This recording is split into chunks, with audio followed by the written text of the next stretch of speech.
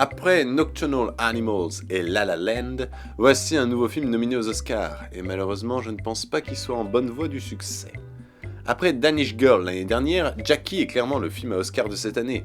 Cependant, là où Danish Girl pouvait être intéressant, Jackie se révélera vide de tout intérêt, à moins que vous faites partie de l'élite qui se demandait quelle était la réaction de Jackie Kennedy après l'assassinat de son mari en 1963. Eh ben elle pleurait, et elle organisait les obsèques, et elle a déménagé. Voilà. Et c'est là le gros problème du film, car placer entièrement son action sur la semaine qui a suivi la mort de John Fitzgerald Kennedy n'est guère passionnant, car finalement il n'y a pas grand chose à raconter.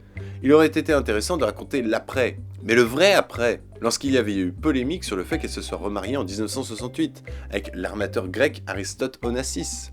Là on a le droit au portrait d'une veuve, qui aimait tellement son mari qu'elle rêverait de mourir, sans penser à ses gosses. Sérieusement, ils n'apprennent la mort de leur père qu'au bout de 3-4 jours. Et puis finalement, au bout d'une semaine, elle commencera à en faire le deuil. Tout cela étant encadré par une interview accordée par un journaliste qui nous montre qu'elle pouvait aussi être très froide et aussi chaleureuse qu'un glaçon sur la banquise.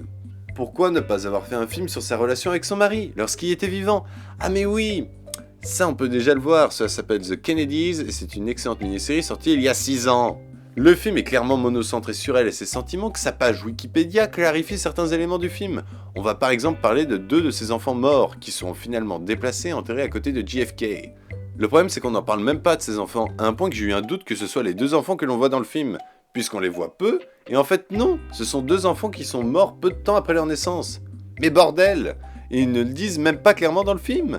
Bon après, quand j'ai vu la taille des cercueils et que les 2 autres étaient bel et bien toujours en vie, mon doute s'est apaisé. Mais mince, cela aurait été intéressant de préciser cette partie de la vie de Jackie. Non, franchement, ce film n'est pas intéressant, et donc il peut paraître ennuyeux à plusieurs moments, alors qu'il dure qu'1h30. C'est le film le plus court des Oscars. Nathalie Portman joue bien. Est-ce que cela vaut un Oscar? Non. John Hurt est présent pour l'un de ses derniers rôles, dont certaines paroles ont une saveur particulière maintenant qu'il nous a quittés. Et ripé. Bon, lui au moins il a un rôle potable. La musique est intéressante, elle se veut agressive et désagréable, mais là où cela intrigue au début, vers la fin cela se rapproche de la porte qui grince. On est loin de la musique étrange et envoûtante d'un premier contact. Mais bon, c'est pas le même genre. Donc finalement je ne conseillerais pas tellement Jackie, à part si vous êtes très intéressé par ce film à la base, mais attendez-vous peut-être à être déçu.